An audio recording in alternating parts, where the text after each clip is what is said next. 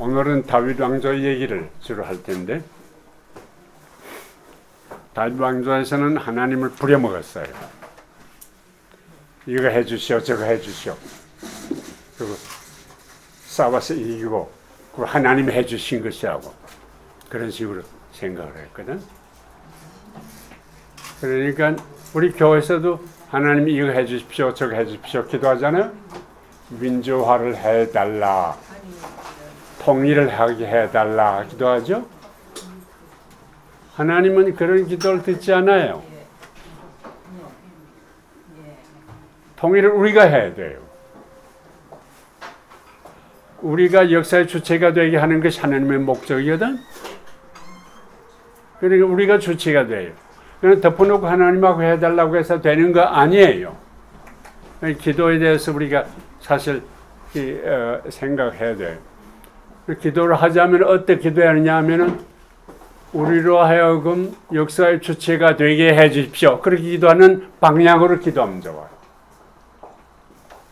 우리로 하여금 깨닫게 해 주십시오. 우리로 하여금 결단하게 해 주십시오. 우리의 눈을 열어서 이 사회에서 무엇이 일어나는지를 보게 해 주십시오. 우리가 깨닫고 보고 깨닫고 결단하고 행동하게 해 주십시오. 우리가 역사의 주체니까 그 기도를 하면 좋아요. 덮어놓은 하나님 해달라고 하고 하나님 해주길 앉아 기다리면은 여호와 하나님이 그런 하나님이 아니에요. 그래서 예수님도 제자들에게 구하고 찾고 문을 두드리라 그랬어요. 그것은 우리가 역사의 주체가 되기 위해서 구하고 찾고 문을 두드리는 일이에요. 그러니까 신앙의 자리에서도 이 기도라는 자체도 새롭게 검토해야 되는 일이다. 그렇게 생각을 해요. 오늘 얘기할 것은 바울 얘기할 거예요. 다윗의 얘기할 거예요. 예전에 다윗에 관한 질문했던 아가씨가 오늘 안 온 건데, 다윗에 관한 이 얘기를 할 텐데, 성서 안에는 몇 가지 흐름이 있어요. 우리 전에 이게 문서서를 얘기했죠. J 기자가 쓰는 흐름이 있어요. 그 다음에 이 기자가 쓰는 흐름이 있어요. 그리고 신명기 역사가들이 쓰는 흐름이 있어요. 그리고 사제들이 쓰는 흐름이 있어요. 여러 가지 흐름이 있어요. 그게 섞여 있어요. 그러니까 그것을 분간해 볼 수가 있어야 돼요. 둘째로 재미있는 것은요, 이것이 바벨론에 잡혀간 후에 이것을 편집했어요. 편집하면서 특히 사제들, 피라고 부르는 사제들이 편집을 했어요. 하면서 다소 고치기는 했어요. 그러나 묘한 것은, 난 그 고맙다고 생각하는 것은 다른 문서들 오면은 그 문서를 바꾸진 않아요. 그 문서를 그대로 넣어요. 그래서 이것하고 이게 충돌이 돼요. 그러면 어느 것을 믿느냐? 그런 문제가 사실이 생기게 돼요. 오늘도 보면은요, 두 가지 흐름이 충돌이 돼요.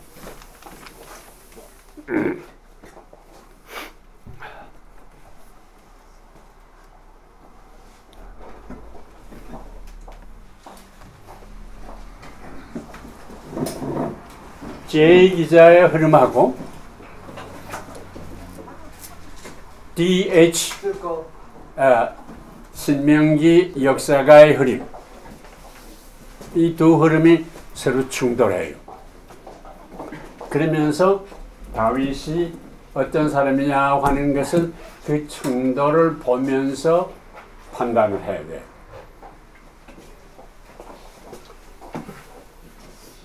J 기자는 창세기 2장부터 시작하죠. 그래서 이 창세기 2장에서 시작해서 어디까지 주로 가느냐 하면 솔로몬 시대에 가요. 솔로몬 시대가 주전 900 중반이 될 거예요. 그 다음에 DH 기자라는 것은 주전 608년이에요. 그러니까 훨씬 더 돌아가거든. 그것이 왕 이름 뭐지?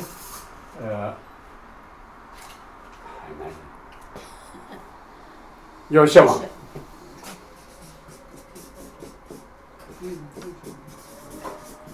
요시아왕이 종교 교역을 했어요. 그동안 유대 백성들이 우상들을 많이 섬기고 그래서 나라가 혼란에 빠져 있었어요. 사실은 그것을 보고 고민하다가, 사실 이 요시아 왕은 농민혁명군으로 말미암아 왕이 된 사람이에요. 당시 왕들이 수탈하기 때문에 거기서 고생하던 농민들이 일어나서 요시아 왕을 만들었어요. 요시아 왕은 그때는 어렸어요. 나이 들면서 성전을 수축하다가 성전에서 오랜 율법서, 새로 보강된 율법서가 아니에요. 출애굽 당시에 핵심적인 율법서를 발견했어요. 그러고서 유대 백성들이 사는 것을 봤더니 엉망진창이거든. 끝까지 우상을 섬기거든. 그래서 일대 청소를 했어요. 일대 청소를 하고, 그리고 과거의 역사를 보니까 어처구니가 없으니까 그 정신을 따른 역사가들이 과거의 역사를 재편하기 시작했어요. 그러니까 이 재편이라는 것은 그동안 내려온 구전된 얘기들을 수집도 하고 그것을 자기들의 보는 다윗의 모습에 따라서 고쳤어요. 그래서 출애굽에서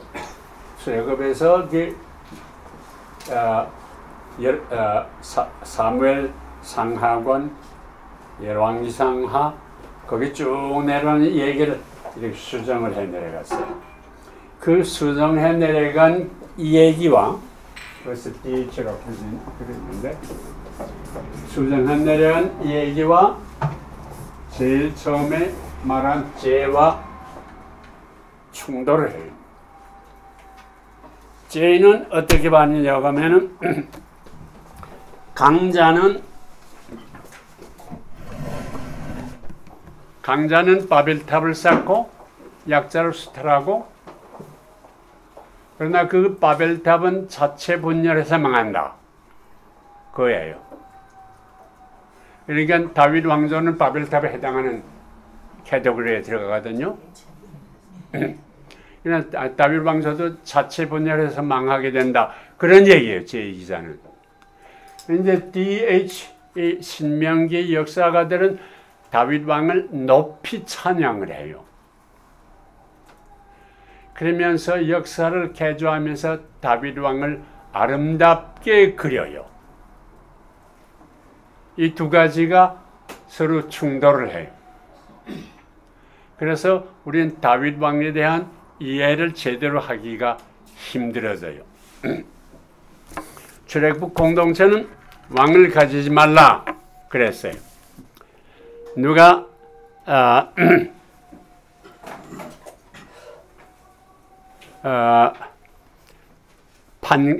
사사기 이 책으로 보면 판관기 9장 1절에서 20절을 읽어봐 주시겠어요?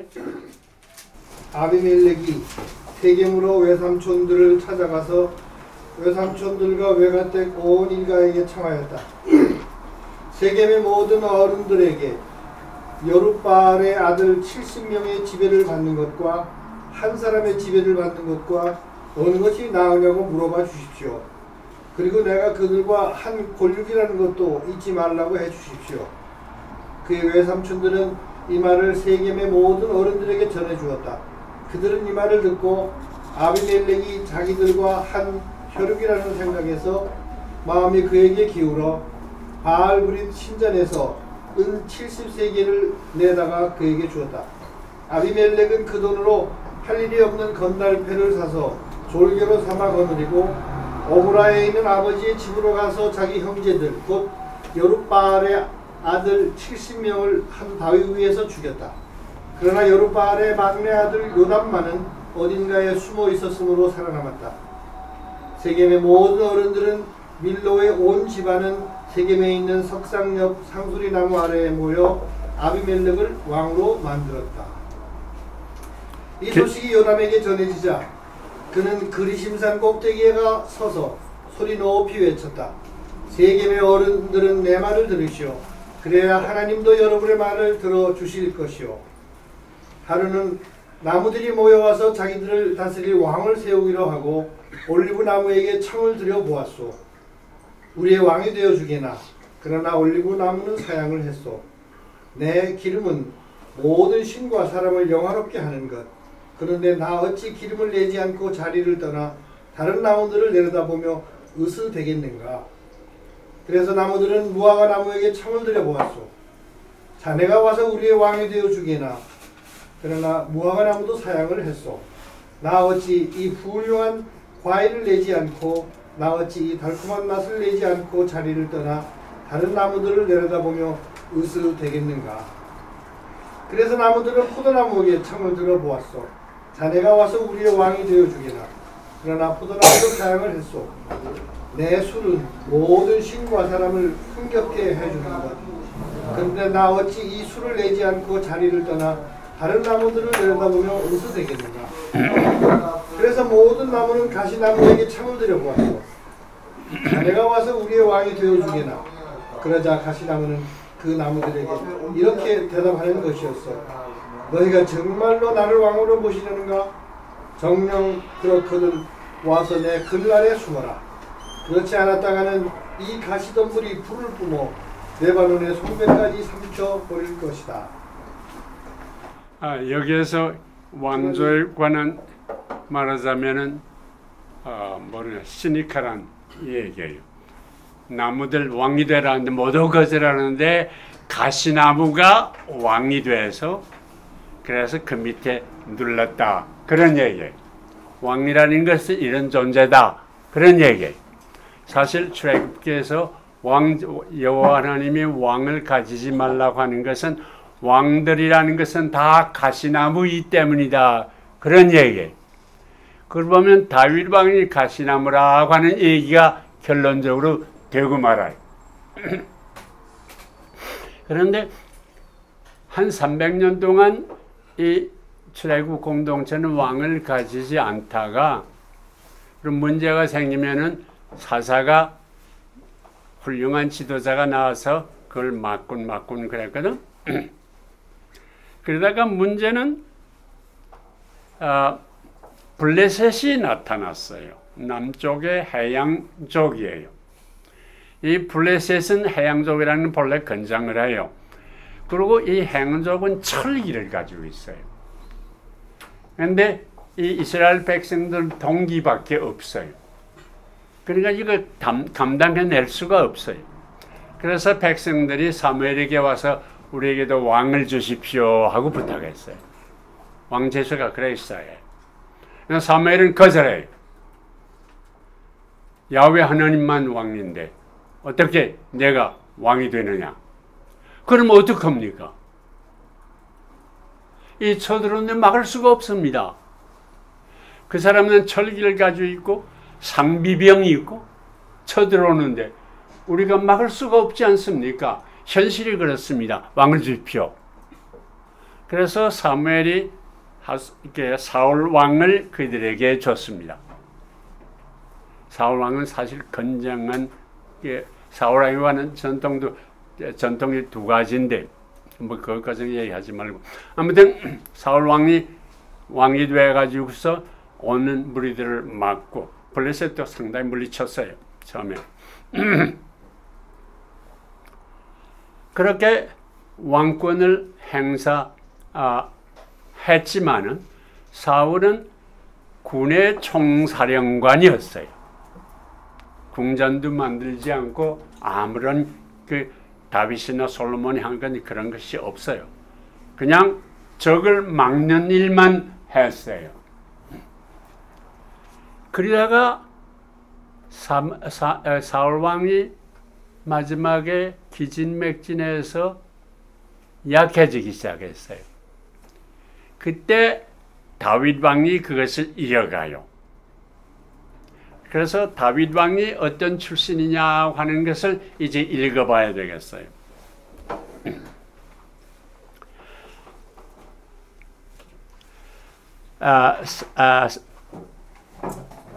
사무엘상 21장 1절에서 2절. 다윗은 그곳을 떠나 아둘람의 굴 속으로 몸을 피하였다. 그의 형들과 그의 아버지 집안 전체가 이 소식을 듣고 그리로 내려갔다. 또한 곤경에 빠진 이들, 빚진 이들, 그 밖에 불만에 찬 사람들이 모두 다윗에게 모여들었다. 다윗이 그들의 우두머리가 되었는데 그 수는 400명 가량 되었다. 거기에서 다윗은 모압의 미츠파로 가 모압 임금에게 청하였다. 하느님께서 저를 어떻게 하실지 알게 될 때까지 저의 부모님이 임금님과 함께 머무르게 해 주십시오. 이렇게 다윗은 모압 임금에게 그들을 맡겨 자신이 산성에 있는 동안 줄곧 그 임금 곁에 머물러 있게 하였다. 이게 아주 재미있는 얘기인데 고향에 갔더니 거기에 농터에서 쫓겨난 말하자면 깡패 같은 사람들이 400명이나 있었어요. 그 사람들이 다윗에게 몰려들었어요. 그래서 다윗이 그 400명의 두목이 됐어요. 이게 다윗 왕의 세력이 그렇게 시작해요. 그래서 그 다윗 왕이 그들을 모시고 첫 번 얘기가 기니까 내가 얘기해 드리겠어요. 사무엘상 25장에 나발의 아내 아비가일이 얘기 있어요. 그땐 그 부하가 600명이 됐어요. 600명이 돼서 이 나발이라고 한 부자가 있는 양염소 많아요. 그 일꾼들이 많은데 그들하고 같이 지냈어요. 그러다가 나발이 양 털을 깎는다는 소식을 듣고 그럼 재산이 되거든, 팔면. 그래서 이렇게 나발에게 소식을 보냈어요. 우리가 당신의 목자들을 이렇게 지켜주고 있는데 우리에게 먹을 걸 좀 보내시오. 그렇게 말했어요. 그랬더니 나발이 이런 깡패들이 돌아다니면서 사람들을 못 살게 하고 내가 뭐 때문에 주느냐 하고 거절해버려요. 그러니까 다윗이 화가 났어요. 부하 며칠 보내서 그럼 죽여라 그랬어요. 다윗의 본성이 거기서 드러나요. 그러니까 이 얘기를 다윗의 이제 나발의 마누라 아비가일이 들었어요. 이 아비가일이 결국 이 다윗의 마누라가 되는데 아주 미색이 좋은 머리가 좋은 여자인데 다윗이 굉장한 작자라는 것도 알거든. 그래서 고량질민을 만들어 가지고 다윗에게 가서 저런 바보 같은 사람 때문에 뭐 그렇게 화를 내느냐고, 당신 같은 사람은 앞으로 왕이 될 사람인데 뭐 그러느냐고, 그건 둬두라고, 이걸 잡수고 만약에 왕이라도 되면 저를 기억해 주십시오 그렇게 말해. 그래서 다윗이 내가 참 똑똑하구나. 내가 잘못하면 생사람을 잡을 뻔했는데 네가 나를 도와서 그것도 잡지 않게 하고 참 고맙다. 그렇게 하고서 그 다음날 나발이 죽었어요. 이 얘기를 어떻게 해석하느냐 하는 문제예요. 다윗 밑에는 요압이라고 하는 장군이 있어요. 이 요압이라는 장군은 언제나 다윗의 마음을 읽어서 행동해 주는 사람이에요. 다윗이 간음을 하다가 그 있잖아요. 그래 죽이라고 하면 그 장군한테 보내서 이제 죽이잖아요. 그런 식으로 많이 하는 사람이에요. 다윗의 마음을 읽은 그가 가서 죽였어요. 그러니까 이쁜 미녀하고 땅하고 재산을 다 자기 걸 만드는 거예요. 이것이 다윗이에요. 그 다윗이 왕이 돼요. 그 다윗이 그 다음에 어디로 가느냐 하면은 암만 해도 이 블레셋을 치려면은 블레셋에 가서 철기로 무기 만드는 법을 배워야 되겠군. 그렇게 생각하는 거예요. 그래서 블레셋 군이 투항에 들어가서 우리가 부하로 섬기겠습니다 하고 들어가요. 그러니까 이 블레셋 장군이 의심스럽거든. 그래서 후방으로 보내요. 후방에 가서 다윗이 뭐 하냐면 아말렉 족속을 때려. 근데 다윗이 식구랑 다 아말렉 족속을 붙잡아 갔다고 그래서 아말렉 족속을 때려 부셔요. 그리고 거기서 좋은 양과 염소들을 갖다가 예루살렘에 있는 장로들에게 뇌물을 바쳐요. 그리고 나와서 자기가 예루살렘 지방으로 갔더니 그 장로들이 자기를 왕으로 삼았어요. 그리고 기름을 부었어요. 왕이 된 거예요. 다윗이 왕이 된 경로가 그런 거예요. 사무엘서에 보면은 다윗이 왕이 된 경로 또 하나가 있어요. 그것이 말한 DH가 한 거예요. 이게 신명기 역사들이 다윗 왕을 그런 모습으로 보면 그래서는 안 되겠거든. 미화를 해야겠단 말이에요. 그래서 사무엘 하의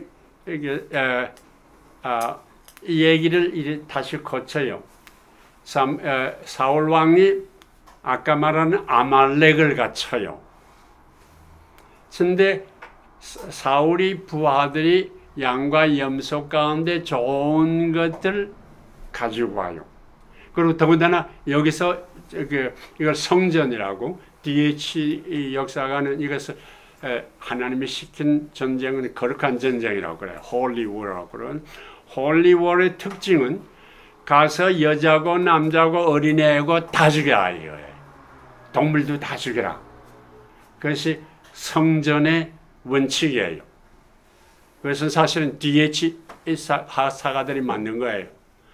그런데 이 기사에 보면은 사울 왕의 부하들이 좋은 양과 염소들 살렸어요. 왜 살렸느냐 하고 사무엘이 물었더니 그걸 하나님 앞에 제사 드리면 되지 않습니까? 그렇게 말했어요. 그러나 안 된다. 너는 하나님의 법칙을 어겼기 때문에 이제는 하나님이 너와 같이 있지 않는다 해서 사울을 버려요. 그리고 다윗의 이 얘기가 나와요. DH의 다윗의 이 얘기가 나와요. 그러니까 이 얘기가 달라요.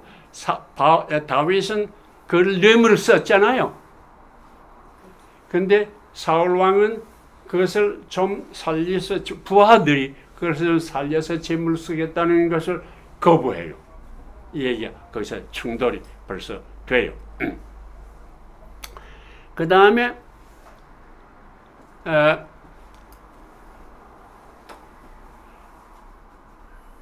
이게 다윗을 미워하는 얘기가 나오는데 사무엘상 16장 1절에서 13절 시간이 가니까 제가 얘기하죠.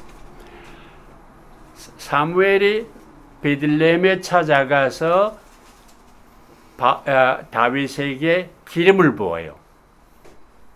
아까 장로들이 기름 부어서 왕을 만들었다고 그러잖아요. 그런데 이 목자인 다윗에게 가서 기름을 부어요. 이게 가니까 아버지가 이새가 큰 아들보다 차례차례 아주 건장한 친구들 데려오는데 다 거부해요. 이것밖에 아들이 없느냐? 그래서 양치는 사람이 막내가 있다. 벗어날 것 없다. 가져라. 그래서 데려왔으니까 그 다윗에게 기름을 부어요. 그러니까 벌써 거기서 충돌이 돼요. 그 다음에 이 얘기는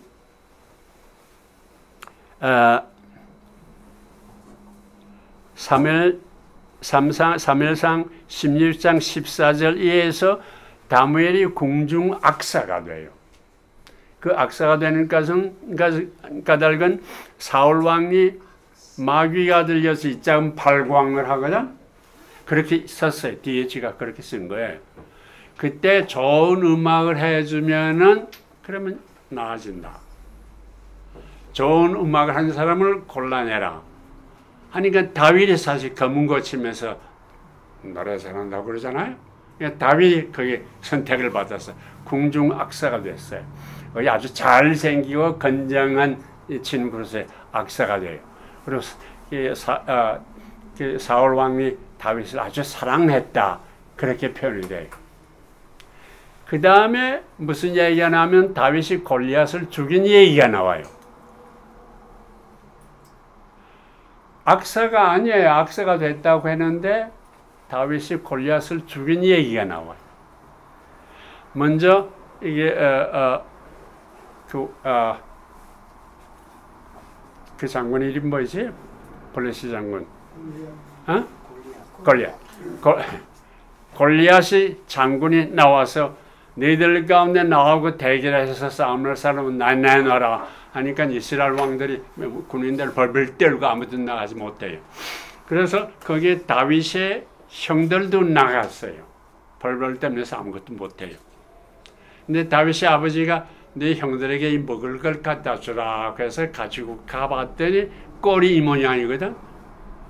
야훼 하나님을 욕하는데 여러분 왜 가만히 있느냐고. 아무도 직소리 못해요. 내가 나가서 해치우겠다고. 그래서 그 얘기가 사울 왕한테 가요. 사울 왕이 가봤더니 키가 크지도 않은 놈이야. 갑옷을 입었더니 갑옷이 너무 커서 입지 못한다고 그러잖아.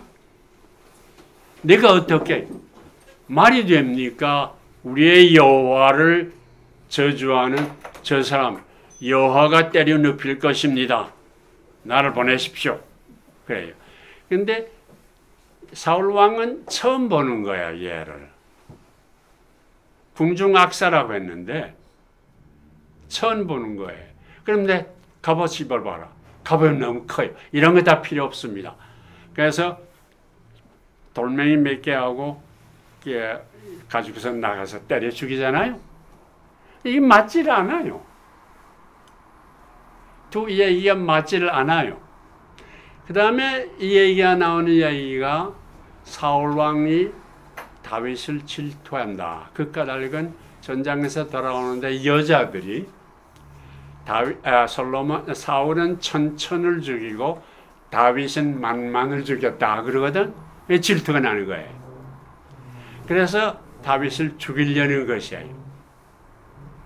자기 악사 그리고 자기가 잡은 무기도 맡겨놓은 친구인데 어떻게 죽입니까? 그것은 불가능한 얘기예요. 그래서 몇 번 착을 던졌는데 죽질 않았어요. 그래서 다윗이 도망을 가요.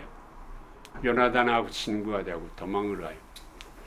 두 번 사울을 죽일 기회가 나왔어요. 근데 다윗이 죽이지 않아요. 첫 번은 사울 왕이 굴 속에 대변 보려고 왔죠.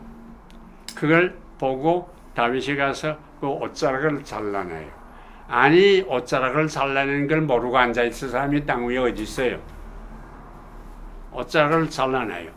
사울이 나간 다음에 옷자락을 보면서 내가 죽일 수 있는데 당신은 죽이지 않았어. 왜냐하면 당신은 기름을 부은 사람이 이게 다윗이 말하자면 지혜인데 기름 부은 받은 사람에게 손을 대면 안 된다 하는 전통이 시작되는 거예요. 그것은 다윗 왕이나 요나단처럼 기름 부음 받은 사람에게는 한 가지 말라. 그 말과 같은 얘기예요.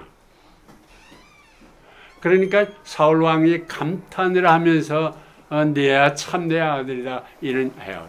그러나 다시 또 죽이려고 그래요. 군대를 끌고 와서 죽이려고 그래요. 그땐 다윗 부하가 400~500명이 되거든.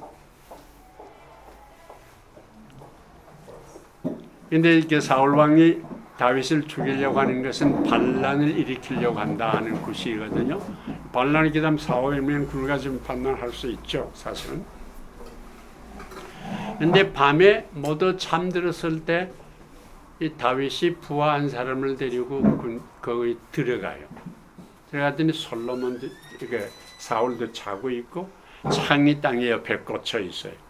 그래서 부하가 이번에 해치우십시오. 하나님이 주신 기회입니다. 그러니까 다윗이 막 아니다.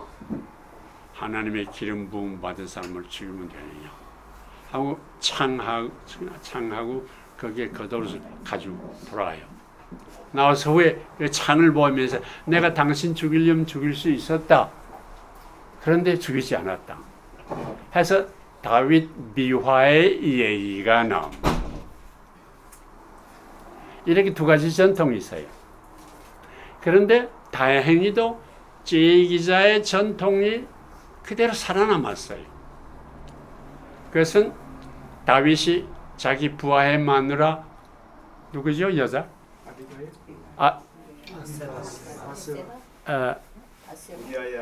우리아의 아내 바세바. 그걸 간통을 했거든. 이것도 다윗의 추대예요. 만약에 DH가 역사를 쓴다면 이런 거 빼버렸을 거예요. 근데 거기 다 들어가 있어요. 그리고선 이 벳세바가 아기를 낳았단 말이에요. 그러니까 야단 났거든. 그래서 다윗 머리 좋은 사람이니까 불러봐라. 남편 불러와서 오늘 가서 편히 좀 쉬라. 근데 쉬지 않은 것이에요. 이 얘기도 재미있어요. 응당 자기 마누라를 찾아가야 할 텐데 찾아가지 않아요. 그래서 다윗이 그 다음날 잔치를 벌고 술을 실컷 먹여요. 그렇게 하면 가겠지. 근데 가지 않고 다윗의 수의병하고 같이 밖에서 자요. 그래서 그 친구한테 편지를 써요. 얘가 오거든 전투의 위험한 자리에 보내서 죽게 해라. 요압 왕한테 그 얘기를 해요. 그러니까 요압이 전투가 심한데 내놓고 군을 철수시켜서 죽게 만들어요. 그 얘기를 나단이라고 하는 예언자, 이 나단이라고 하는 예언자가 또 이게 묘한 작자인데 이것도 역사적으로 찾기가 힘들어요. 다윗을 꾸중하죠. 이 얘기는 어떤 부자가 있는데 양도 염소도 많은데 어떤 사람이 양 한 마리를 자기 마누라처럼 사랑했는데 손님이 오니까 그 양을 빼앗아서 잔치를 했다. 그러니까 다윗이 화를 버쩍 나요. 그런 법이 어디 있냐고. 그러니까 나단 당신이 그 사람이라고. 그래서 다윗이 회개하는 이 얘기를 해요. 이 나단 얘기가 사실은 여기서 묘한 것인데 성전에 가서 그걸 쥐고 기도해요. 하나님, 이제 나단이 말이 애기가 죽을 거라 그거예요. 붙잡고 애기 죽이지 말게 합시오. 금식하면서 기도해요. 근데 애기가 죽어요. 애기 죽자마자 다윗은 깨끗이 모욕하고 좋은 이복을 입고 아름다운 음식 먹어요. 그러니까 와서 아니 도대체 살아있을 때는 금식하다가 죽은 다음에 이러는 건 뭡니까? 그러니까 혹시나 아기를 살려줄까 해서 이 말이 또 묘해요. 가서 자기 죄를 회개한 것이 아니라 아기를 살려줄까 해서 회개하는 것처럼 한 것이다. 이런 이해가 돼요. 그렇게 보면 이 나단이 얘기도 퍽 재미있는 얘기가 돼요. 그 다음에 다윗 가족에서 싸움이 나요. 아들들이 서로 죽여요. 마누라가 많으니까 아들들이 서로 경쟁하게 마련이거든. 그러나 어떤 남자아이가 다른 누이 동생을 강간해요. 누이 동생의 그걸 때려 죽이고 도망가요. 그 친구의 이름이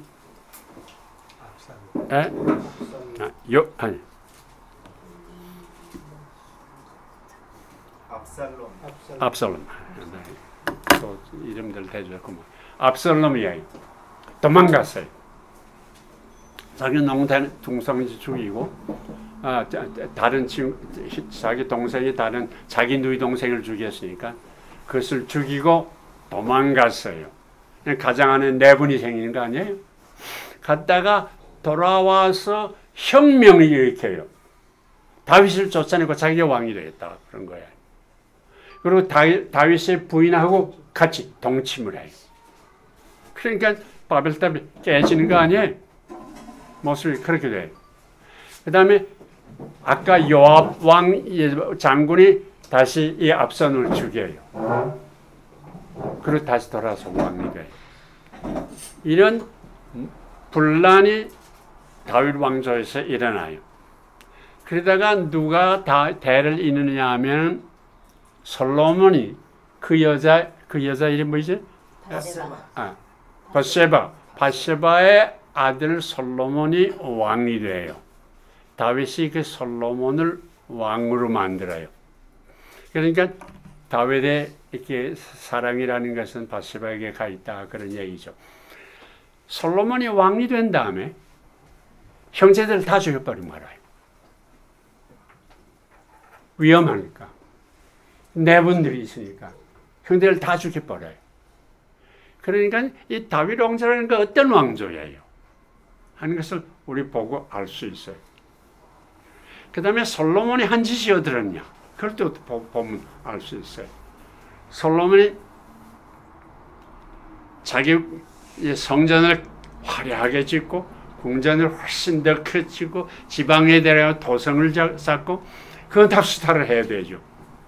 그리고 마누라 1000명을 데리고 애굽의 공주까지 데려오고 왔거든. 근데 이런 공주들은 자기들의 신을 다 가지고 와요. 그러면 그거 다 신전을 만들어줘요. 솔로몬 자신이 그것을 제사도 드려요. 그러니 이게 뭡니까? 이런 얘기가 돼요.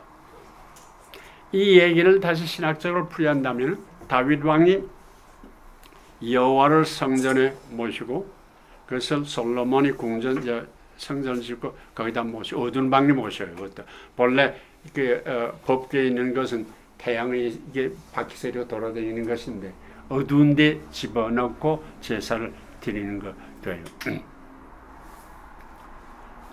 이렇게 되는데 그것은 야훼 하나님을 다윗 왕의 뜻을 이룩하는 수호신이거든. 다윗 왕의 뜻을 받드는 신이에요.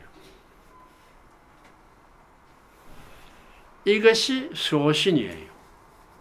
그리고 모든 우상들은 다 왕을 받드는 신이에요.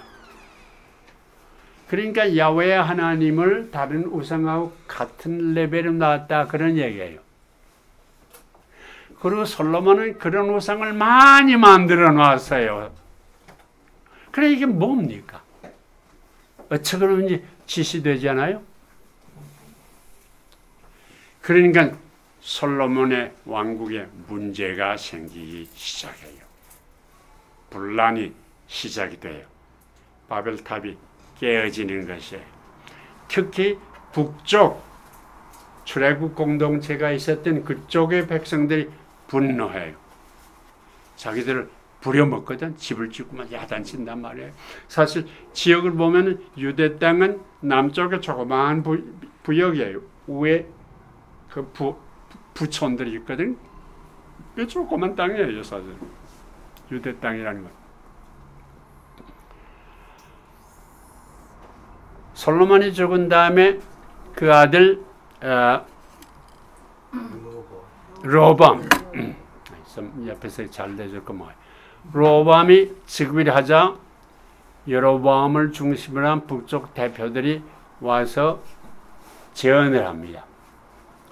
당신 아버지는 우리를 몹시 부려먹었는데 당신은 이것을 좀 약하게 해줘야 우리가 섬기겠습니다. 그렇게 말해요.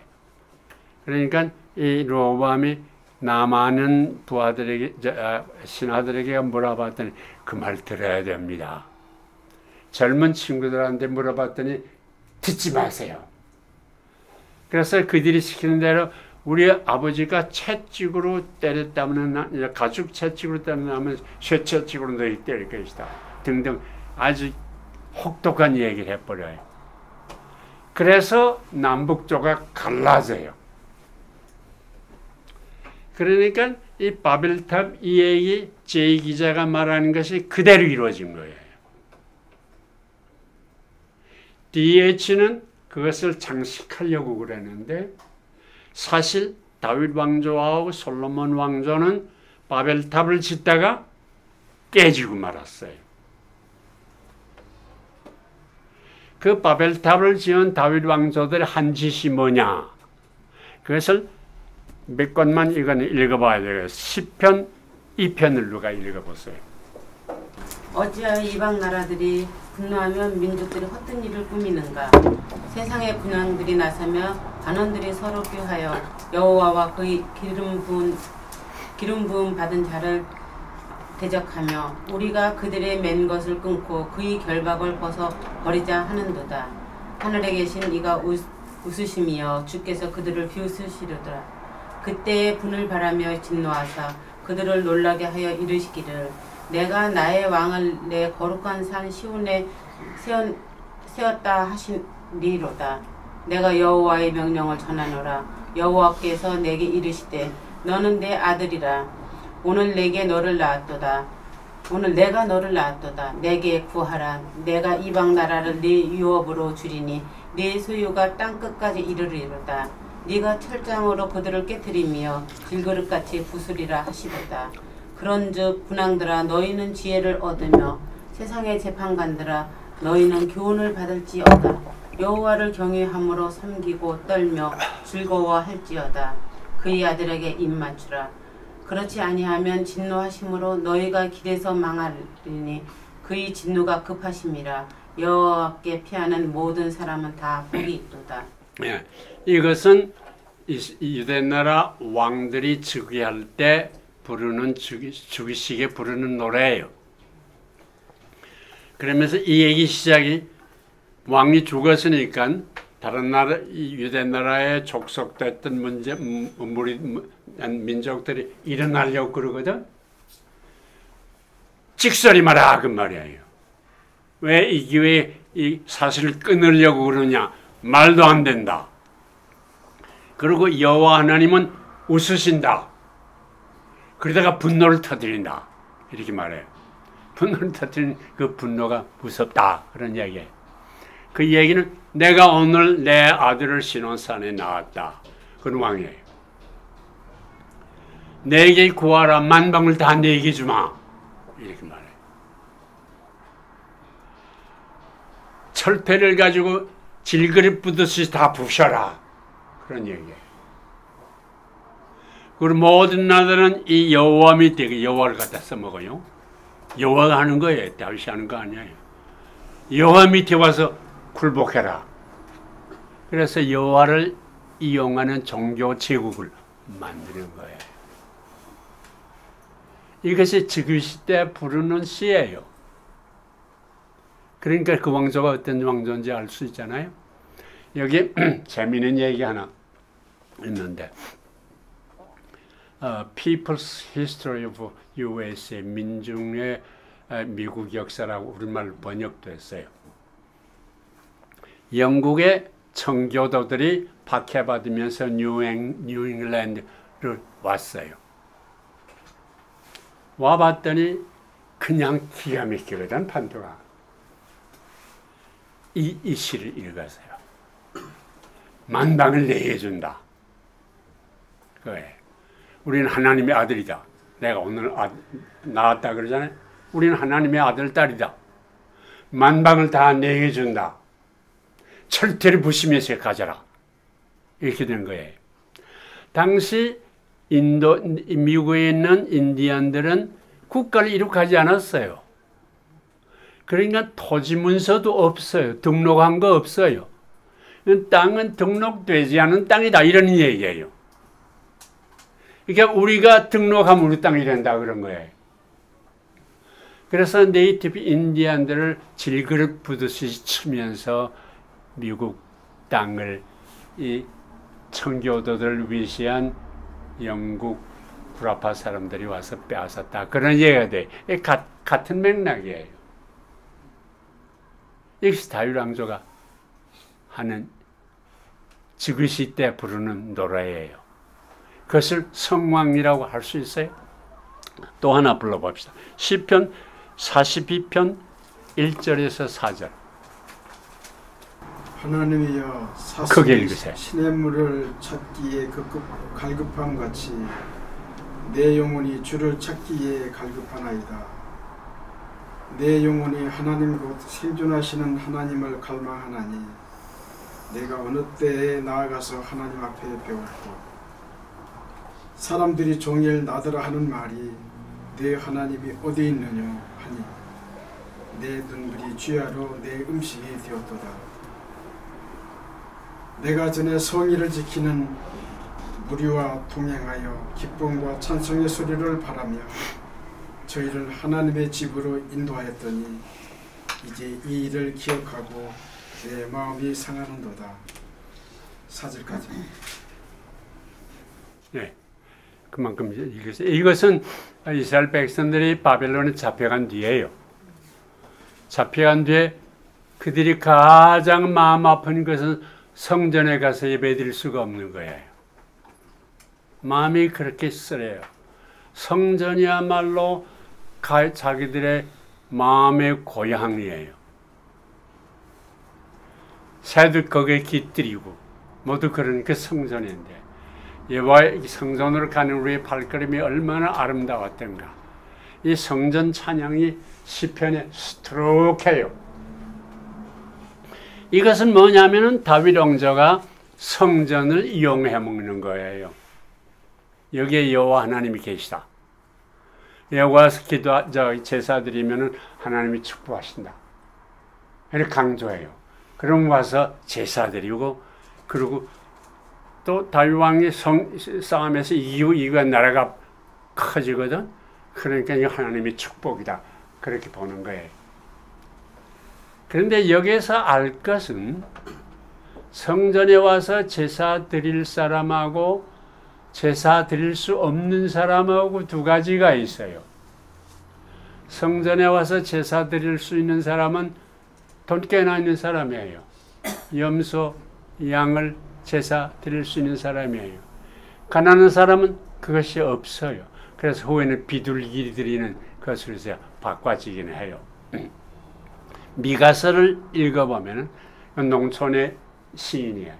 미가서를 읽어보면 예루살렘 성전을 짓기 위해서 농민들의 피땀을 짜내서 세운 곳이다. 이렇게 말해요.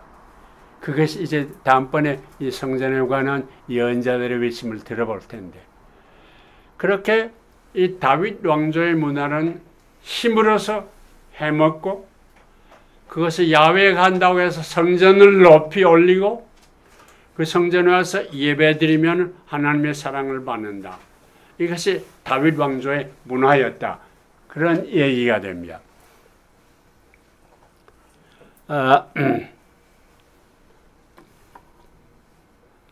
질투하는 신이 얘기는 이따 우리 요새 왕 때 합시다. 아무튼 이렇게 다윗 왕조의 실체는 이 신명기 역사가들이 미화하려고 해도 제 기자가 말한 그런 얘기가 그 안에 속속히 들어가 있어서 그것을 보면은 다윗 왕조의 실체를 알 수 있다, 그런 얘기예요. 그러니까 여기에서 출애굽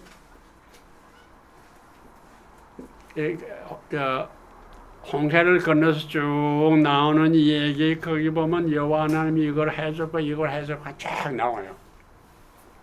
그래서 하나님 얼마나 이스라엘 백성을 사랑하느냐 하는 얘기 쭉 나와요. 이거 다 후에만 넣은 거예요.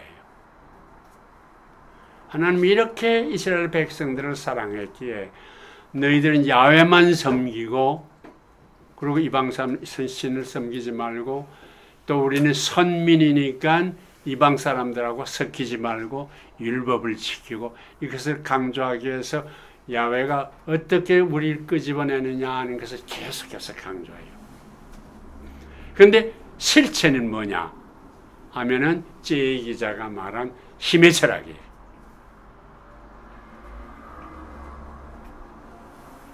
이렇게 생각해 놓고 보면은 우리가 그동안 생각했던 거하고는 아주 달라지잖아요. 근데 창세기 2장에서 11장에 보면은 에덴 동산으로 돌아가는 길은 가인의 후손이 하질 않아요. 아벨의 뒤를 따른 셋의 후손이 한다 그랬어요. 그래서 성서의 주제예요. 그러니까 강자에 대해서는 처음부터 퀘션 마크를 놓아야 돼요. 그것을 오늘 한국에서 보면 알잖아요. 누가 이 빅을 만드느냐. 이것이 아니요 색을 달라는 건 누구예요? 밑바닥 사람 아니에요. 이런 역사라는 것은 이런 것이다 하는 것을 우리는 알아야 된다. 그런 얘기예요. 그런데 우리는 이때까지 서구가 만든 강자의 신학에 속아 넘어가 있었어요. 어디서부터 어디까지 가난하고 힘든 자를 도와야 합니까? 가난한 자를 돕는 게 굉장히 힘든데 어디까지 도와야 되냐? 그런 질문이고요.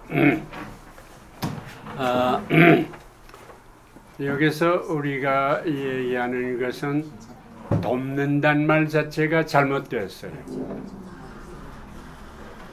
내려주는 거예요. 예수님은 도라고 그러지 않았어요. 나누라고 그랬어요. 아주 차이가 있어요. 돕는다가는 거 벌써 지가 부자 천행에도 이것을 다 나누어 주라 그러는 거예요. 나누는 데 있어서는 어느 말 정도의 문제가 아니에요. 그냥 나누는 거예요. 이건 내가 아니라 그런 것이 우리 것이다 이런 얘기다. 우리란 말이 다시 중요해져. 이건 우리 것이다 이런 얘기예요. 그런데 사실은 나눌 수 있는 여유 있는 사람, 부자들도 자기가 가진 것이 다 필요해요. 그들의 생각에는. 그냥 나눌 게 없어요. 이것을 해야 되고 저걸 해야 되고 나눌 게 없어요. 나눠야 된다는 것은 삶은 나누는 것이고 더불어 아파하는 것이고 더불어 새 것을 만드는 일이에요. 그러니까 어느 만큼 준다는 얘기는 해당하지 않아요.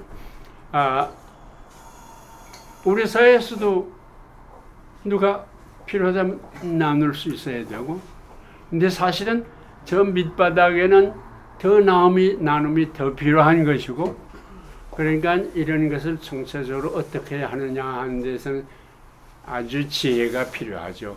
더불어 인원해서 그래서 나누는 일을 어떻게 가장 효과적으로 할 것이냐 이런 문제가 됩니다. 연세 94살까지 명료하고 정정하신데 건강 비결이나 수행법이 있으면 알려주세요. 저도 좀 배우고 있습니다.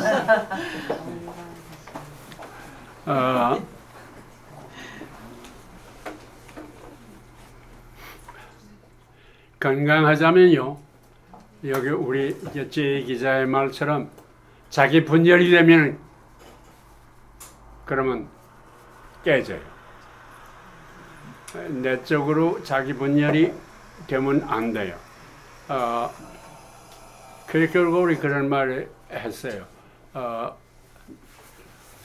Simplicity is seeking only one thing. 그런 얘기했어요. 우리의 마음이 정립돼서 이렇게 가야지 해서 그렇게 가는 자기 통일, 그것이 그렇게 중요해요. 자기 분열처럼 이거 해야 될지 저거 해야 될지, 내가 잘났느냐 못났냐 이런 듯 분열도 있어요. 가지각색 분열이 있어요. 자기 열등의식이라는 것도 건강에 아주 나빠요. 자기 우월감도 나빠요. 이 하나님 앞에서 영어로서는 simple hearted, 순수하게 하나님 앞에서 나로 서서 우리 가야 할 방향을 명확히 알고 그리고 그 방향을 향해서 갈 때 우리 건강은 도움이 되죠. 자기 분열처럼 해로운 것이 없어요. 그냥 특별한 수행법이나 특별한 건강 비결은 없고 그냥 오로지 한 가지 분산이 달라 그런 뜻이거든요. 그러니까 삶의 방향이 있어야지 가치관. 근데 문제는요. 악한 자들이 건강할 수도 있어요. 그것도 심플 하트에 될 수거든. 그러니까 이 건강이라는 것은 어떤 의미에서 상대적이지. 교회를 안 나가도 안 믿어도 바르게 사는 사람이 많습니다. 믿음이 문제가 아니라 행동이 문제라고 말씀하셨는데 그렇다면 바르게 행동하면서 사는 사람에겐 교회도 예수도 필요 없지 않습니까? 이런 질문을 했습니다.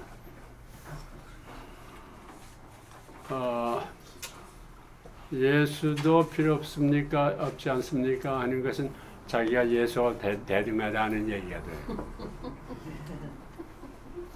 그렇게 말할 수 없죠. 여러분이 여기 앉은 것도 여기 와서 강의 듣고 대화를 하면은 내 생각에 도움이 될 것이다. 그런 거 아니에요? 그러니까 우리 서로 도움이 사는 거예요. 그러니까 거기에 있어서 내가 늘 쓴 말은 공동체라는 것이 중요해요. 어떤 삶의 가치관이 같은 삶의 지향을 같이 하는 그런 공동체, 우리는 혼자 사는 것이 아니라 그런 공동체가 필요해요. 그 공동체 안에서는 잔치가 벌어져요. 모두 마음이 통하고 같이 지내니까. 그러니까 잔치가 벌어져요. 그 잔치를 예수님은 하나님 나라라고 그랬어요. 아멘.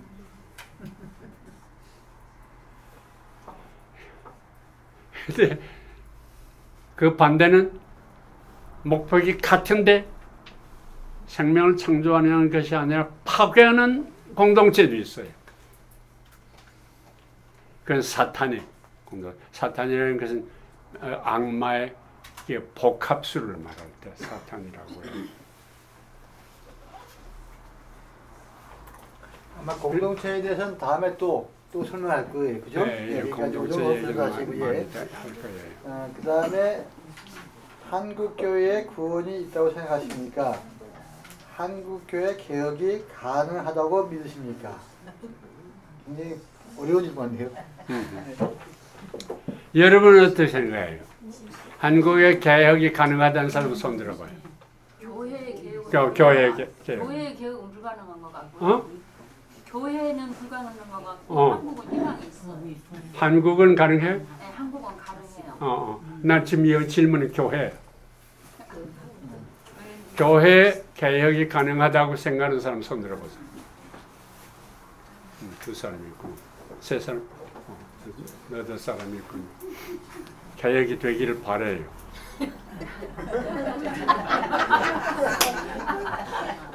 아 그게 무슨 일이야? 아니 바라는 건 좋지. 다 바라죠. 문제는 교회라고 하는 개념이 문제예요. 교회가 뭐예요? 교회가 뭐예요? 네, 교회가 뭐예요? 공동체, 무슨 공동체? 삶의 공동체. 교회에서 같이 사는 각기 삶의 공동체는 교회에서 같이 살질 않아요. 신앙의 공동체. 신앙도 다 다른데 각기. 신앙의 공동체라 생각을 하기 때문에 가능하죠. 그러니까 교회에 나온 사람들이 모두 신앙적으로 하나 될 수 있다 그런 얘기인가? 삶 속에서 삶을 지향하는 뜻이 쓴다면은 가능하다고 봅니다. 한다면은 얘기 말고 사실 교회라는 것이 첫째로 예수님이 교회를 만들지 않았어요. 거기서 문제가 생겨요.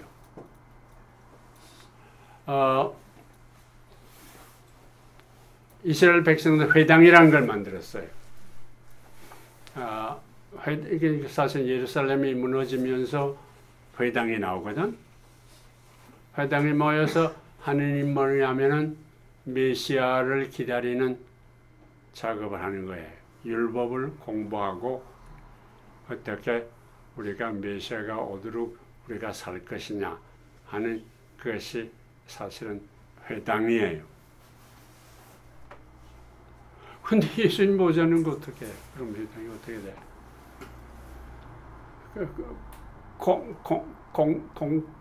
공연불이거든. 그러면 교회는 뭐냐? 교회를 창출한 사람은 베드로하고 바울이에요.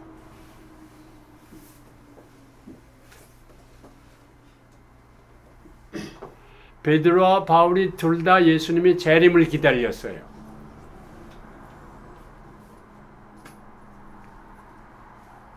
재림을 기다리는 공동체예요.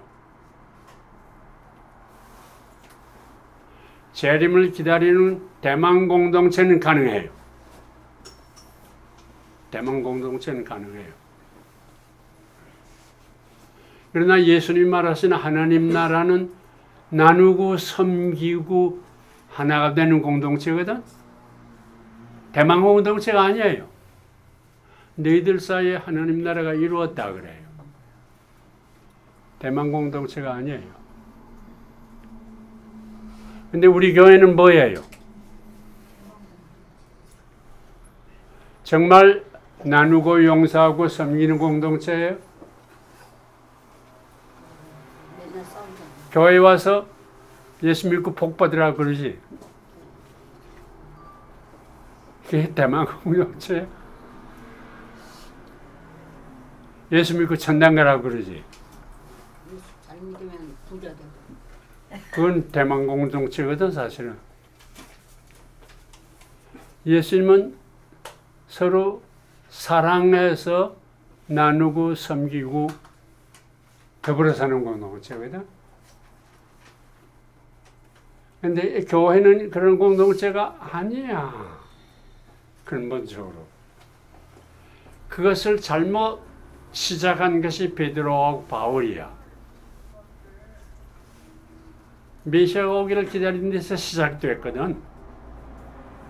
여러분 찬송가를 보세요. 요단강 건너가 만나리 저 높은 곳을 향하여. 그렇잖아? 저 낮은 곳을 향할 텐데, 그렇죠?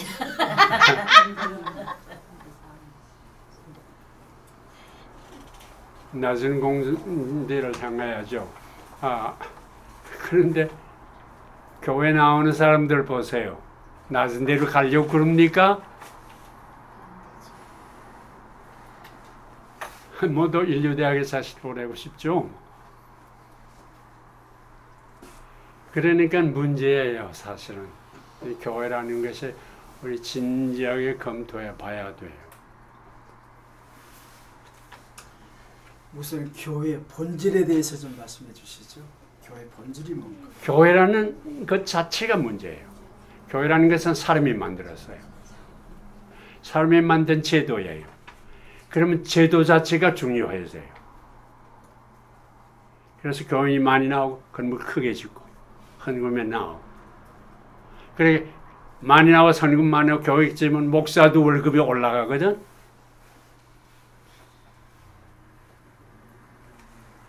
그러니까 낮은 곳으로 향하는 것이 아니에요. 이 교회라는 것을 정말 검토해야 돼. 이거는 사실 마지막 시간에 얘기할 얘기들이 지금 마지막 시간 하시죠. 아브라함과 다윗과 예수 그리스도의 세계관, 세계를 어떻게 보느냐 그 질문을 하고요. 그다음에 전통성을 이어온 왕조에서 강조된 내용은 무엇인가? 왕조 그렇게 질문했습니다. 왕조의 강조 내용은 아까 읽었던 시편의 얘기가 예. 그 대답이 돼요. 예. 왕조라는 것은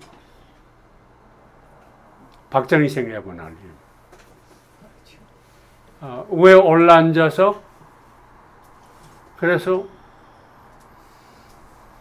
자기 욕심 채우는 거예요. 그것이 왕조예요.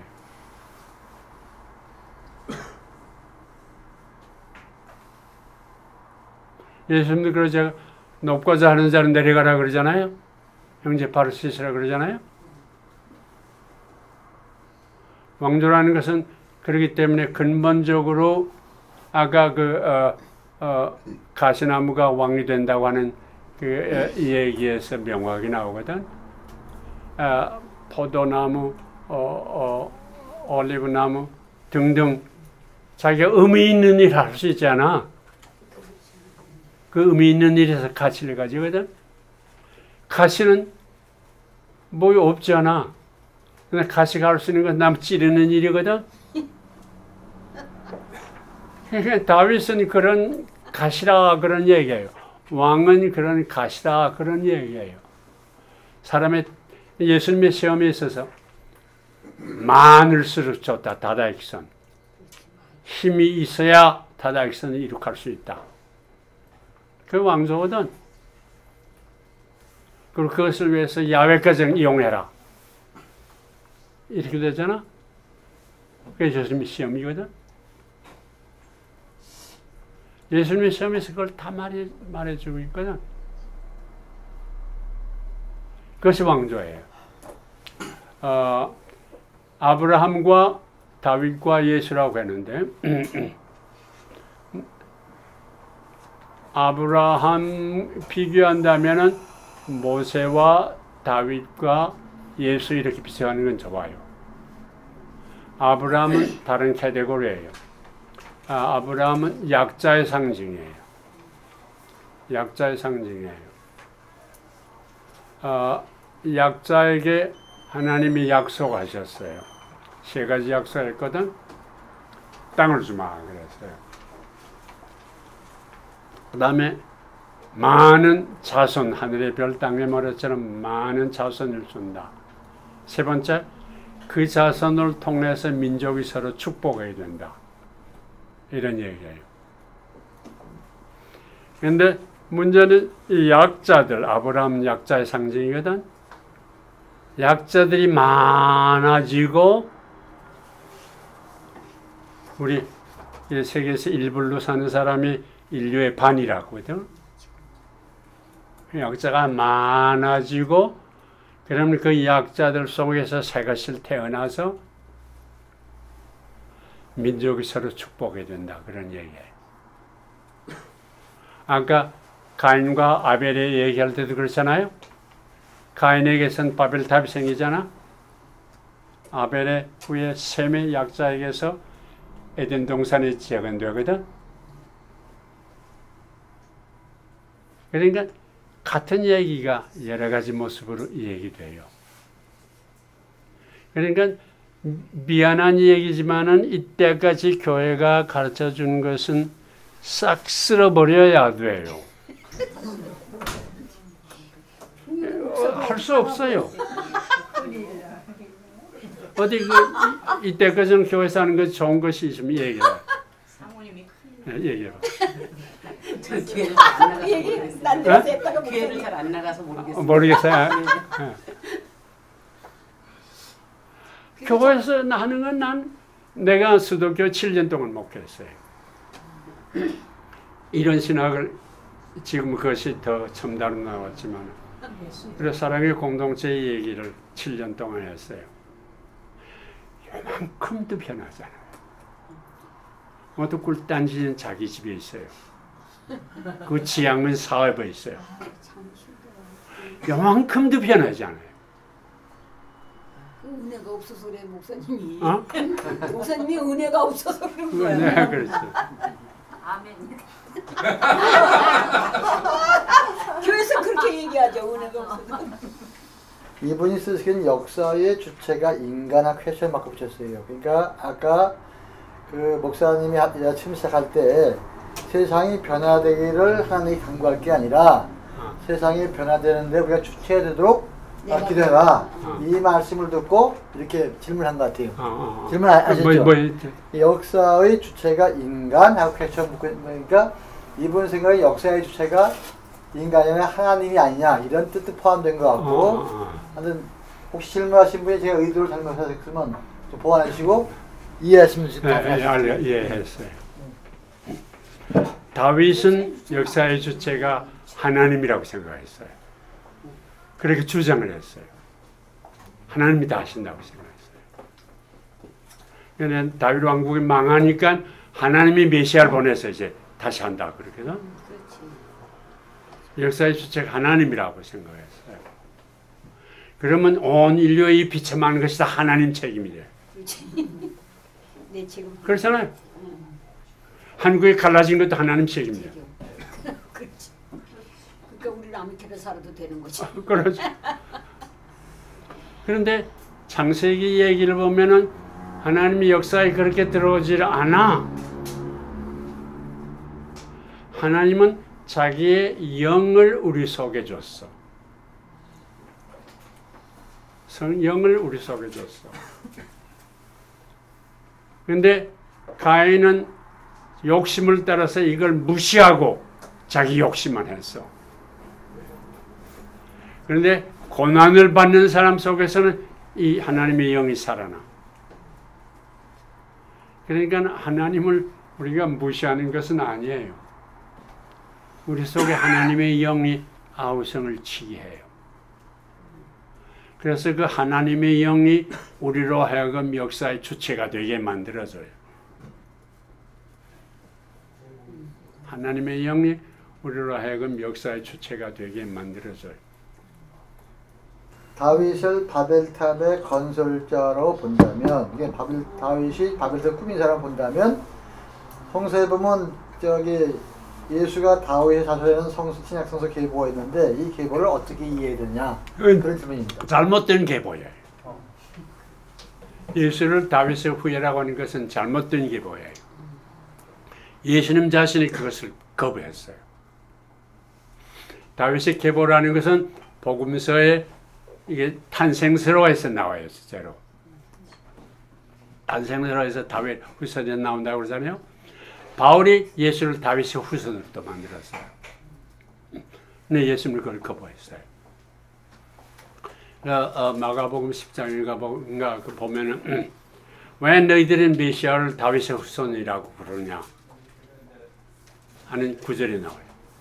다윗 자신이 메시아를 향해서 내가 하나님이 메시아를 보고 내가 너를 세울 때까지 할 때까지 기다려. 내 만방이 내 무릎 앞에 무릎을 꿇을 때까지 기다리라고 했다고 썼는데 다윗 자신이 이런 시를 썼다면은 다윗이 어떻게 메시아가 되느냐 이런 얘기 나와요. 그러니까 예수님 자신은 저쪽 아까 시험 자체도 다윗 바벨탑의 철학을 깬 거 아니야? 그걸 깬 거예요. 그리고 예수님의 삶도 다윗 왕조의 그것을 깬 거예요. 그게 역행한 거예요. 소유하는 것에 대신해서 나누고 올라가 억누르는 것에 대신해서 내가 섬기고 원수까지 자기 사람 현재처럼 상대해서 껴안고 이스라엘 백성은 자기들밖에 없어요. 사마리아 사람 개예요. 사마리아 사람들 사실 처음 오리진은 같은 사실은 이게 다음번에 이야기하겠지만요. 출애굽 정신은 사마리아에 더 들어왔어요.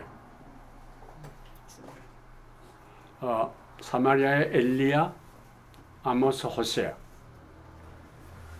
그 사람들은 출애굽 정신을 이어받은 사람이에요. 그런데 아수르라는 강국이 와서 먼저 억눌렀거든. 다음 주에 얘기할 건 미리 얘기하지만 이스라엘 백성들은요 선민 세상이 없어요. 유대 나라가 선민 세상을 가졌어요.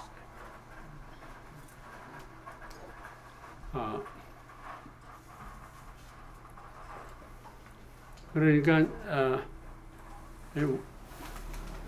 예수는 원수를 사랑하라고 했는데 원수를 사랑하는 것은 다른 까닭이 아니라 그 원수 속에도 하나님의 영이 있어요. 더불어 색에서 할 수 있는 가능성을 가진 거예요. 그 생명이 소중했어요.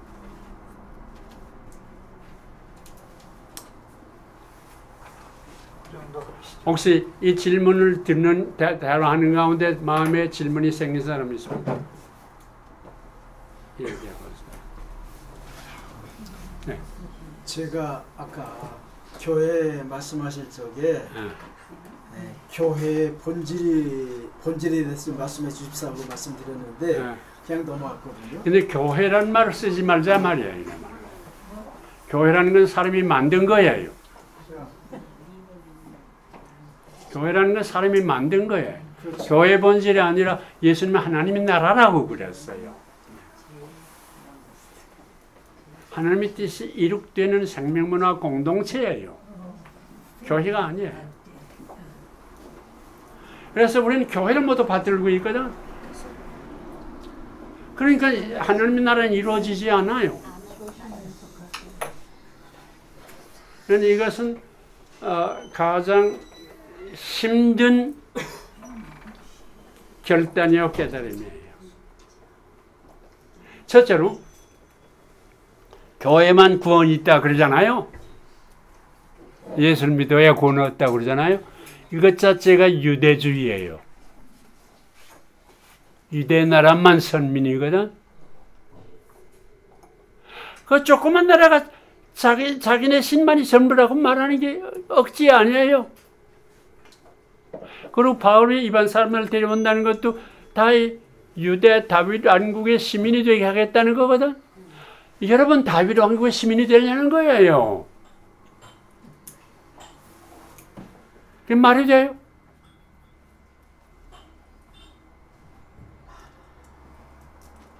우리 기다린 것은 예수님 메시아 왕국을 얘기하는데 그건 다윗 왕조 사는 얘기인데 거기 우리 참여하겠다 그거거든. 그리고 찬송가 요단강 건너가면 아니 이스라엘 땅 거기 조그만 나라에 요단강이 뭐 이게 요단강 건너가서 하나님 나라에 들어가요. 시온성과 같은 날 시온성이라는 다윗 왕조거든. 교회는 시온성과 같다는 거예요. 그러니까 우리는 최면에 걸리고 있어요. 하여튼 목사님 나는 너무 감사해요. 저 혼자 고민하던 거 오늘 통째로 다 해결받고 통째로 다 해결받은 것 같아요. 저는 정말 오늘도 이때 막 토론하느라고 이렇게 늦게 왔는데 조금 늦었는데 저는 진짜 교회를 통해서 뭐가 가능하다고 전혀 생각하지 않거든요. 근데 사람들 날 보고 근데 교회에서 이루어지는 것이 아니라 교회가 거치는 길이 되고 있어요. 그거면 다 되는 줄로 착각하게 만들고요. 그러면서 속아 넘어가고 있어요. 그러니 나도 목사 아들이고 내 형도 목사고 나도 목사인데 철저하잖아요. 이게 뭐예요? 내가 6살에 목사가 되겠다고 결정한 사람이거든.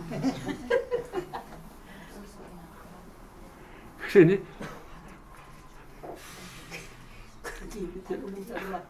모르겠어요.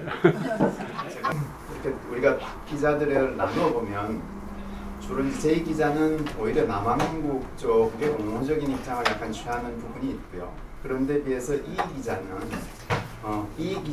T는 북한국 중심이거든요. 네, 그래서 오히려 그 DH도 사실은 신명기는 저는 신명기 속에서 굉장히 혁명적인 그 요소를 보거든요. 그리고 이제 거기에 나타나는 선민사상이라고 하는 것도 우리가 이렇게 세계에서 가장 멋진 민족이 되는 것은 우리에게 이렇게 멋진 복을 하나님이 주셨기 때문이거든 이라고 하는 그 내용이 핵심으로 신명기 속에는 담겨져 있습니다. 그리고 예수님이 가장 많은 예수님이 딛고 서 있는 전승도 가장 많은 부분을 신명기에서 끌어오고 있고요. 네, 그런 점에서 그 신명기적 전성을 이어가는 DH 말하자면 신명기적 역사 기록들은 다윗 왕조의 친다윗적이지 않고 철저하게 아까 예를 들으신 많은 예들은 전부 신명기적 역사서 속에 들어있는 내용이거든요. 네, 거기에 비해서 우리가 철저하게 배격하고 정말 거부해야 될 부분은 역대기적 역사서인 거죠. 철저하게 다윗 왕조 중심적인 역사 그것은 배제해야 하지만 신명기적 역사가가 주는 이 멋진 모습들은 정말 우리가 더 많이 발굴하고 캐내야 될 부분이 아닐까 하는 생각을 합니다. 그래서 J만 강조하시기보다 어쩌면 E와 그 D 속에 들어있는 그 멋진 모습들을 좀 더 부각해 주시면 더 좋지 않을까 하는 생각이 있습니다. 내가 저기 이스라엘 얘기를 할 때 그 얘기 하려고 했어요. 이 사상은 이스라엘 사상이거든. 그리고 신명기에도 그 핵심적인 내 처음부터 말했지만 이스라엘에서 내려온 핵심적인 것이 이게 신명기 DH Deuteronomic History 하면서 커졌어요. 그 핵심 그것이 중요하다. 그걸 지적하라는 얘기인데 그건 많은 얘기예요. 제 구약전 우한 박사 앞에서 내가 나발이 죽었을 때 요압이 죽였다고 말씀하셨잖아요. 네, 그래서 그 부분이 이게 그냥 들을 때 충분히 요압이 다윗의 마음을 알고 있기 때문에 들어가서 나발을 요압이 죽일 수 있다는 개연성은 알겠는데요. 그게 어떻게 해서 나온 말씀인지는 제가 잘 모르겠어서. 그것은 논리적으로 하는 문제 아니라 요압이 늘 그런 역할을 했어요. 말하자면 북방국을 통합할 때도 북방국의 이름을 기억 못했는데 그걸 책임진 장군이 다윗한테 오거든. 그래서 내가 북방을 이쪽 다윗 밑에 한데 합치도록 하겠습니다 하고 이 얘기를 해요. 그건 합친 다윗 왕국의 사이에 한잔하겠다고 그러거든. 그리고 그 장군이 돌아가는데 아까 요압이 가서 죽여요. 그러니까 그런 말씀거리거든. 요압이 그런 일을 많이 했어요. 그리고 아까 압살롬을 죽인 것도 요압이 죽이거든. 요압이 그걸 많이 했어요. 그러니까 요압이는 다윗의 마음을 알아서 행동해 주는 사람이다. 그런 결론이 나한테 나와요. 목사님, 저 만나서 이렇게 얘기를 듣고 나누는 시간이 참 오랜만에 처음인 것 같은데, 저는 이 성경 말씀을 쭉 보면서 또는 좀 공부도 하면서 늘 목사님, 문익환 목사님, 문익환 목사님하고요, 또 목사님 늘 옆에 이렇게 계시는 중에 제가 이 성경을 좀 보고 생각도 많이 했습니다. 그리고 우리 현장에서 정말 목사님의 목소리를 굉장히 많이 생각을 했어요. 그 중에서 제일 뚜렷한 것은 문익환 목사님이 지금까지 우리들 안에서 말씀해 주시고 하셨던 내용이 많이 생각이 나고요. 어떤 거요? 그 중에서 하나를 이제 말씀드리면은 사랑으로 죽음을 불태워버린 그 정신이야말로 부활하는 우리들이 삶을 믿음으로 세웠다라는 말씀이었었어요. 근데 십자가를 이 얘기를 하면서 교회에서나 또는 신앙을 가진 사람들이 거기에 대한 많은 강조를 하거든요. 근데 아까 이제 저분이 말씀하셨듯이 신명기의 핵심이 무엇인가 하는 것을 좀 더 깊이 생각하면서 이렇게 보는 중에요. 30장 14절 말씀이 성경 전체가 가지고 있는 메시지가 아닌가라는 생각도 해보았어요. 그건 뭐예요? 바로 이제 3장 16절에서 말씀하시는 것처럼 요한복음이요. 하나님이 세상을 이처럼 사랑하사 독생자를 주셨으니 이는 저를 믿는 자마다 하나님의 자녀가 되는 권세를 주셨거든요. 근데 신명기 30장 14절 말씀에는 이런 말씀이 있어요. 하나님이 어디 계시냐고 이렇게 묻는 음성이 있거든요. 그러면서 하나님이 하시는 말씀이 하나님은 멀리 있는 것이 아니다. 산 넘어 있는 것도 아니고 하늘 높은 곳에 있는 것도 아니고 땅속 깊이 있는 것도 아니다. 그러면 어디에 있느냐? 내 마음에 있음과 동시에 바로 내 입에 있으니까 그 입에서 나오는 말대로 행하는 분이 하나님이시다. 이렇게 말씀해 주셨어요. 그래서 사람의 마음에서 마음이 어디서부터 시작을 하느냐 하는 그것이 부활이라고 하시는 예수님의 십자가 상에서 말씀하시는 내용이 아닌가 생각이 되어지면서 바로 좀 더 나가서 보면 요한복음 10장 34절 말씀에는 이런 말씀이 있어요. 예수님을 돌로 치료했던 바리새인들, 그 사두개인들, 제사장들이 참남하다 그랬거든요. 그러니까 예수님이 내가 너희들이 보는 그 성서에 기록한 대로 하나님의 말씀을 맡아서 그 말씀을 준행하는 자에게 뭐라고 했느냐? 내가 신이라고 하지 않았느냐? 이렇게 높여주셨어요. 그런데 그것이 이제 문제가 상당히 참난하다는 걸로 나왔죠. 바로 하나님이 예수님이 이 성서가 또 말씀하시는 내용은 언제나 하나님하고 동격으로 올려놓았지 하나님은 따로 놓으시는 분이 아니었거든요. 함께 동행함과 동시에 인격을 그만큼 높여주신 거예요. 근데 우리는 자꾸만 밑으로 내려가서 다른 것을 보고 있고 다른 것을 얘기하는 모습이 안타까웠거든요.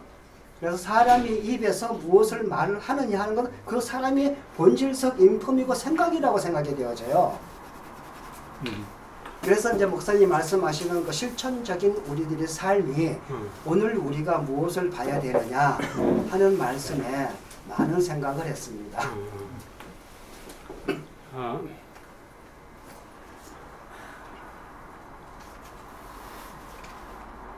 사실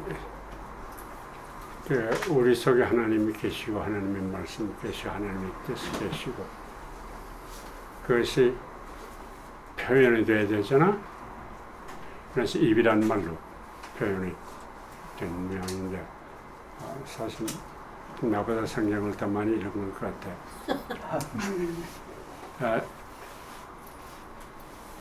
입이라는 것은 삶을 설명하는 거야. 그러니까 내 속에 계시는 하나님의 삶이 하나님의 영이 어떻게 삶으로 표현되느냐 그거거든. 우리 입이라는 것은 그것을 증언하는 거예요. 그러니까 삶이라는 게 중요해져요. 내 속에 있는 하나님의 뜻이 어떻게 실제 삶이 되고 삶으로 증언하니까 그것을 증언할 때 사실은 말로 증언하면 언제나 거기 문제가 생겨. 그러니까 예수님의 영에도 예수님의 삶이 앞서거든. 철저히 삶이 앞서. 그 삶의 의미를 예수님은 비유로 많이 얘기해. 그러니까 하나님의 입에 있다는 것도 그 삶이 어떠냐 하는 것을 전제를 따라서 알 수 있지. 하나님이라고 증거하는 것이 다 하나님 증거하는 건 아니거든. 네, 삶이라는 것이 중요한 것 같아요.